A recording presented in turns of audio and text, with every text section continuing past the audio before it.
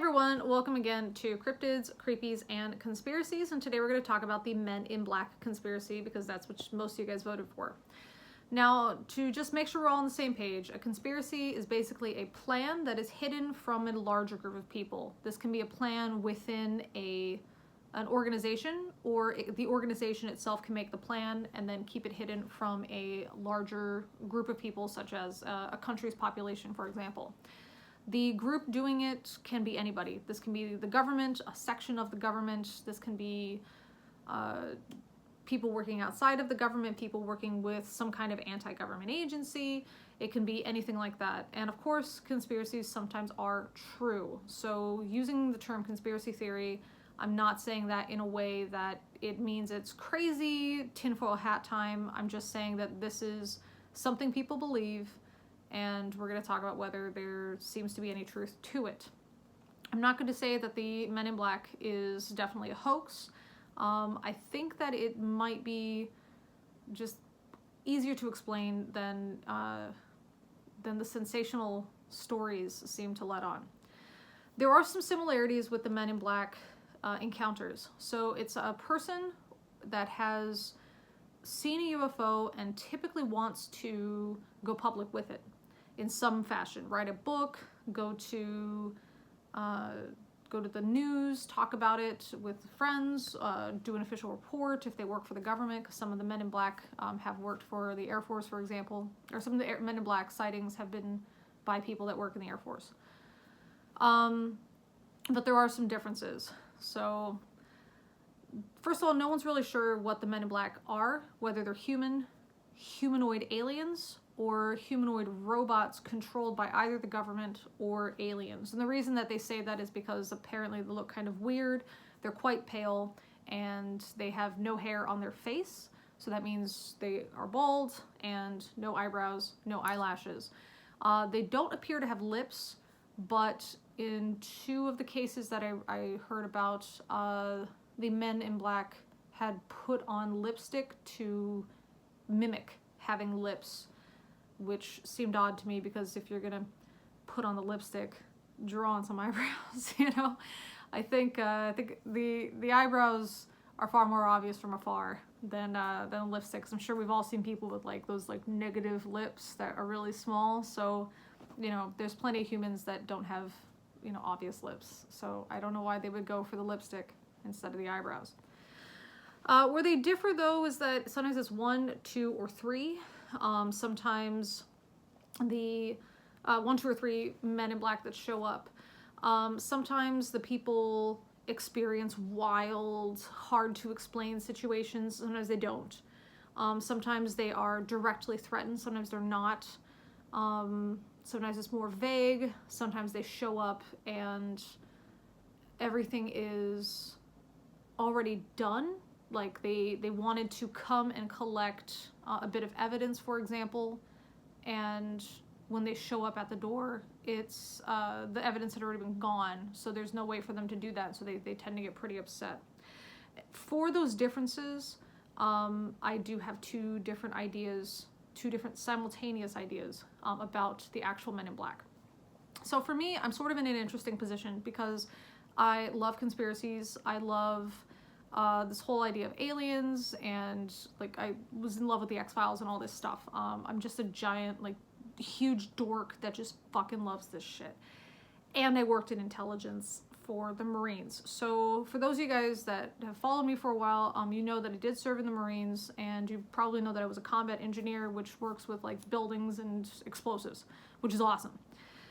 However, just because you're trained how to do something in the military, especially the Marines, doesn't mean that's what you're gonna do. So while I was trained how to do all this cool shit, I ended up, my first billet is what it's called. It's when you are assigned a job that you're not trained to do officially, or by the government anyway. The first thing that I was assigned to was intelligence. So this wasn't like super cool, high CIA, NSA, cool shit where I learned about aliens, okay? But it is still intelligence. You know, the room that we were in was pretty blank, and then there was this giant circular door that you needed a special code to get into, and only certain people were allowed in. I could go in there, My commanding officer could go in there, and the other Marine that worked in there could go in there. And then like 2 other Marines in the entire battalion were allowed in there, but they had to they had to clear it with us prior, and we weren't allowed to tell anyone what was actually in there. Like the idea that, yeah, it's a safe and there's shit in there that we can't talk about, okay, that of course we could say, but it's not like we could tell them any of the actual physical things that were in there and what they were about. It didn't matter who it was. So for example, like the Commandant of the Marine Corps, to my recollection, wasn't on that approved list. So if the Commandant of the Marine Corps showed up and was like, let me see inside that vault, I'd have to say, sorry dude, I can't. Well, you know, sorry sir, I can't. But you know, you can't just let anybody in there. And even those that are approved have to have prior authorization to get in. So what was in there, I can't tell you. The only thing that I can tell you that was in there are just like general things, you know, like maps, stuff like that. Those are the things that were kept in there, but I can't tell you what the maps were for. I can't tell you where the maps were for, what they were of, or anything like that. I can't tell you any of the interesting stuff that we had in there. I can't tell you any of this. And one thing that was interesting too is so for those of you that probably know something about the government and secrets and stuff, there is a government intranet called the CIPRAnet. It's a secret intranet, and so that was in there, and that's how you could access it. So sometimes we did have people, that was basically it, mostly people that needed to send secret emails. And secret, by that I don't mean like secretive, I mean secret security clearance. It's the level that you needed. So there's like secret, top secret, and so on. So these were sorry, there's an ambulance. I don't know if you guys can hear it. It's kind of distracting.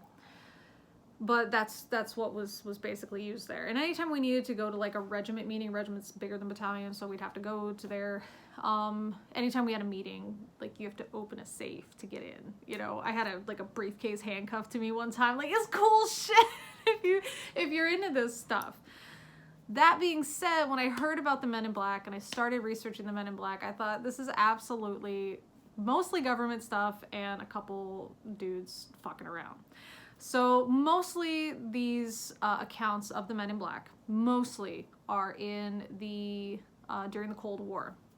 These were times when people had genuinely believed they saw something in the sky that shouldn't be there. This is either an alien invasion, and remember, this is like some of the earliest Men in Black stuff. That was before we got to space. This was before we landed on the moon and all this other stuff, and I will do a moon landing conspiracy theory video later. But most importantly, this was before we knew that our neighboring planets were not inhabited by intelligent life. So the idea that not only could another country attack us, especially with, you know, the 2 big nuclear powerhouses at the time being in a Cold War, and then of course the earlier 40s when there was a world war going on. Not only did we have to worry about that, but now there was this growing fear that, well, you know, we can travel outside of our atmosphere. What about Mars and Venus? Can they do it too? What if they come and visit? Whatever it was in the sky, whether it was secret military testing, which absolutely happens, you guys. It has to happen. Secret military testing has to happen. And I'm one of those people that I believe in privacy. I believe in all of that stuff, but secret military testing has to happen. The reason that it has to happen is because the whole purpose of a military is to stay one step ahead of the game. So if you let everybody else that you're afraid of is going to attack you, if you let them know what you're testing, of course that's not what you want. The same thing happened with Geraldo, who, for you guys who don't know, Geraldo was a journalist, more of a sensational journalist than a serious journalist. And he ended up in Iraq in 2003, and he got kicked out of Iraq because that's what he did. He heard information about some stuff that the military was doing, some movements the military was doing, and so he publicized it. The idea that people have is that, oh, the public deserves to know But what are they going to do with that information? Not a whole lot. If they know right now, or if they know 20 years down the line, it's not going to make a big difference to them. It's going to make a big difference to the people that want to know exactly where they are at that moment, which are the people that they are fighting. So that is why Geraldo got kicked out. It had nothing to do with like government conspiracies and all this other stuff. It was the general public can't know, because the general public includes mostly people that don't care and this doesn't apply to, and also a group of people that this is very important to, that want to know this information so they can use it against us. So of course secret military testing has to happen. However, whether the sighting and material collected in some cases, and the photos as well, whether that was from secret military testing, invasion of airspace by non-friendlies, we'll just call the people that they were fighting non-friendlies, or legit aliens coming down and checking out Earth. Regardless of whatever those three are, they're going to cause a panic. And because we don't know what they are, that's going to make people panic more. In fact, that was some of the stuff that I have to keep secret and I can't tell you guys. But that was part of the reason that it wasn't even that any of this was a big deal. That was the thing that I thought was so weird, is that like everything's really quiet and secretive, but a lot of it just isn't that big of a deal. If you're a rational thinking person, okay, cool, that's cool. Like I can't even tell you what it was, but it's just like, okay, cool to know. But for most people, they will spin it a certain way, they'll turn it into something that it just isn't, and they'll cause a mass hysteria, and that causes a problem. Mass hysteria is something that needs to be kept under control. Now, in some cases, I think it is unethical to lie to people about why, or about lying to people about what's happening. For example, the fear that of nuclear attack by the Soviets during the Cold War, people were advised to just duck and cover. So kids were like, oh, you should duck and cover under your desk, or duck and cover next to a building, or something like that, just to make them feel safe. And I think telling people that prevented them from building bunkers and stuff, unless they were already that level of paranoid. I think the average person would have been a lot more healthy paranoid if the government didn't try to cap the hysteria that much and tell them things that were complete lies, just to make them feel safe. So I do think it is unethical in some cases. But for the most part, we do need to keep mass hysteria controlled. People don't function well as a mob. They just don't. There have been so many cases of people being trampled to death, for example, because the mob was running. Whether the mob was running because there was a fire, a perception of a fire, and that wasn't actually a fire, or because the mob was running to get into Black Friday sales. People get trampled. Like, it causes actual harm to people when hysteria happens.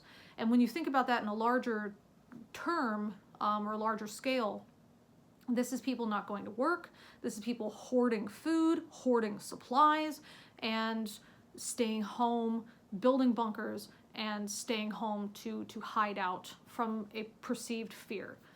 So regardless of what the UFO actually was, remember UFO, when I say UFO, I really mean unidentified flying object. If I want to talk about aliens visiting Earth, I refer to it as alien spacecraft or alleged alien spacecraft, but not a UFO. A UFO is just unidentified. Whatever the UFO actually is, isn't as important right now when it was spotted. It isn't as important to figure that out as it is to keep mass hysteria down. Because the people that are going to figure it out are going to figure it out later. They're going to take their time and they're going to approach it scientifically, and they're going to figure out what it was. That's their job. In the meantime, the other people are going to freak out. And I think that's what the Men in Black were. I think the Men in Black, for the most part, were people that would just show up and say, hey, don't publicize this stuff because it's going to cause a panic. And the problem is, when you're a person who really believes in getting information out, hearing a government person tell you, don't do that, people will panic, you start to think, well, people aren't as bad as you think, people will be rational, blah, blah, blah. So that's why I think there was that level of threats that happened for a lot of the people that say that they encountered the Men in Black. They say they felt threatened. Sometimes they say they felt threatened even though they weren't threatened, and sometimes they say that they were directly threatened or that their family was threatened. If anything happens, then, we'll come back for your family or something like that. I think that threat, again, maybe it's unethical, but I think the purpose of that was just to really discourage people from actually reporting it in order to keep mass hysteria down. So in that sense, I think that most of the cases of the Men in Black were actual government agents that were there to collect information and also keep it under wraps, and they felt that it was okay to threaten the people if they felt that that would keep it under wraps. Whether they plan to go through with those threats, it doesn't seem to be anything real with that because nobody was killed. There was a case that there was an airplane crash, but that was one case. The people that are told don't say anything, yes, they get scared, but eventually they say, you know what, this deserves to come out, and they do end up publishing some things, but they're fine. Like, the Men in Black don't come and kill them. So that's what most of the cases are. Now, there were two cases that were really interesting. One was in the 1970s, 1976, and this was a case of a gentleman who had experienced some very strange things. And this is why some people use this encounter to say, these could be aliens. So what had happened was he received a call saying that they needed to talk to him about an issue, which was the UFO issue that he wanted to publicize. They showed up on his door after the call, which of course, cell phones aren't really a thing in 1976. So they're there very quickly, and as they're talking to him, they show him a penny and say, look at the penny, and then the penny starts to become silver, and then it disappears. And then as the person was talking to the individual, the UFO sighter, I guess you would want to call him, so as the Man in Black was talking to him, his speech pattern was very unusual. It was like this, very metered and not natural at all. But as he kept talking, it slowed down, and he said that my power is running out. And as he left the house, he was moving in a very weird way. And then as the guy followed him out of the house, he says that there was nothing. So he didn't see him disappear, as far as I understand. He just went to where he expected to see him, and the Men in Black had not been there. So it seemed apparent that he disappeared. What I'm thinking for this, and they also mentioned that his family had said that his attitude changed a lot after this, and that he just wasn't the same. I think this might have been a drug testing. Project MKUltra officially ended in 1973, and this had happened in 1976. However, I was part of a conspiracy. Not part of it, but I guess harmed by one. It was just an issue with water contamination on a military base, and that's the reason that I had to have surgery to have tumors removed. That's the reason I'm at risk for cancer and have to get checked every year.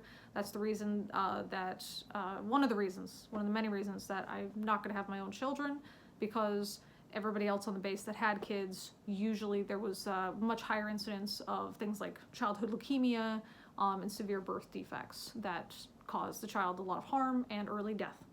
So this had officially ended in the 80s. However, it had actually ended during the Obama administration. That was much after I was in and then out of the military. It was prior to the Obama administration. So the idea that the government would still continue to do testing or not get all of their stuff under control. So for example, if a bunch of samples were out that needed to be used, and then they ended the program, the samples would probably still be used. So there is a chance that this person who was targeted for whatever reason, was targeted by just remnants of Project MK Ultra, or some other way got LSD into his system. That would explain the weird stuff that happened for him and only him. Nobody else that has any reports of Men in Black talk about anything similar to this.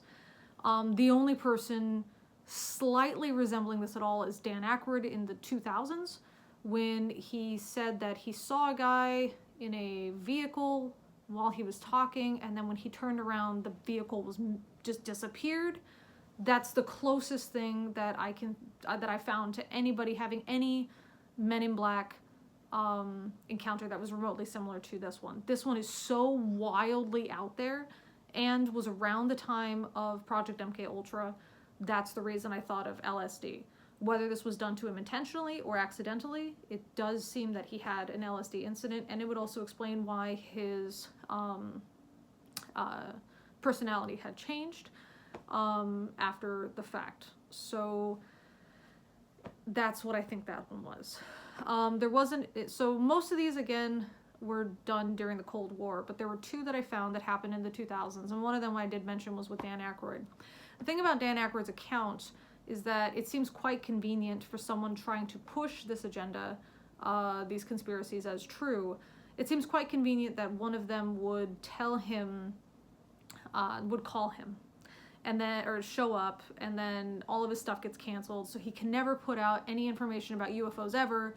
Oh, except that documentary he did, and all the interviews that he did, and all of that other stuff. Do you know what I mean? So to suggest that the Men in Black threatened Dan Aykroyd to stop him from exposing the truth of UFO sightings that he continued to go on to expose and nothing happened to him, that seems just a bit convenient. Whether he was lying about it or whether he was convinced of it, that's a different thing, and I can't say what that is based on the information available. I think that's the thing we have to remember. It's not that it did happen or it's a hoax. It's that it did happen or it's a hoax or some other thing. So for a lot of these cases, people say, well, why would they lie? Why would they hoax this? Why would they do this? They had nothing to gain. I agree. I don't think that they had lied about it. I don't think that Dan Aykroyd necessarily had lied about this. I do think that he may have believed it, and it just happened that he was distracted because he was making a phone call. He was talking to Britney Spears at the time for a Saturday Night Live, to show up on Saturday Night Live.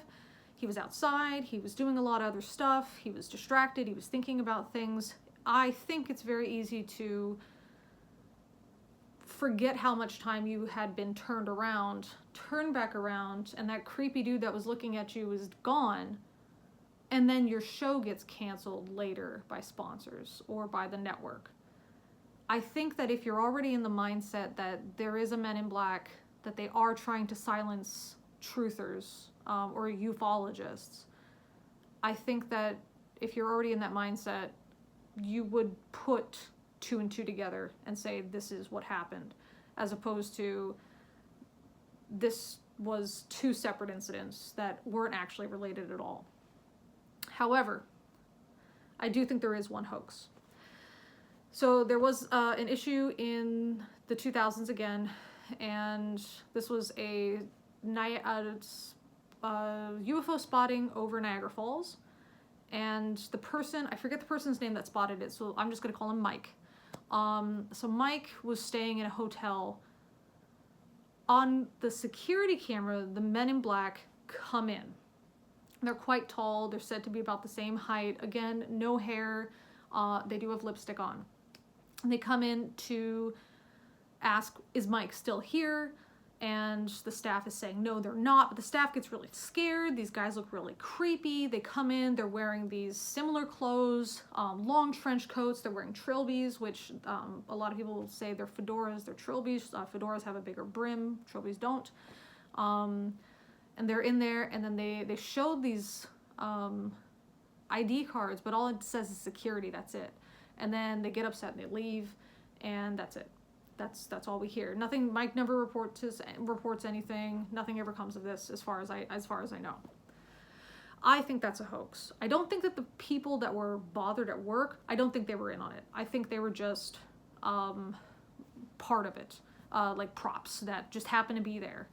I think the hoax was done by the two gentlemen that came in, because let's face it, if any of us right now could go to like a flat earth conference and we could figure out a way to like totally troll them, where we could convince them of this thing, and then this would be brought up as like flat earth dogma, and then more flat earthers would talk about it on YouTube, and then we could later on go on YouTube or something and say, hey, so this thing that became part of flat earth that we were talking about at that one conference that you guys have video of, yeah, we were just making it up, ha ha ha ha ha. Isn't that funny? 4chan, the B exists for that. The idea of creating hoaxes just to fuck with people. So the idea that maybe these guys already know about the Men in Black conspiracy. They hear that somebody saw a sighting nearby. They got a trench coat, they got a black shirt, grab a couple hats. I would do it. I would shave off my own eyebrows. I would shave off my own hair if I thought I could really pull off a good Men in Black conspiracy hoax. I would immediately do it. Okay, that's just, I think that would be fun. I think that would be interesting. And I think it would be just a fun thing to fuck with people, really. I would do that. So to me, the idea that these guys did that is pretty obvious. The reasons are, if this is a government agency or alien conspiracy, they would know that Mike already checked out. They would just call ahead, don't you think? I mean, the government is wasteful in a lot of ways, but they're lazy in a lot of ways too, to show up to a place that they're not even sure if the guy is still checked into the hotel. They would just call in advance. They would get the police to do most of the work, get the guy detained, and then come pick him up. There's no reason they would storm in like that. And then their card said security. Security. They're not even trying at that point. That's the thing you got to do if you're going to troll somebody.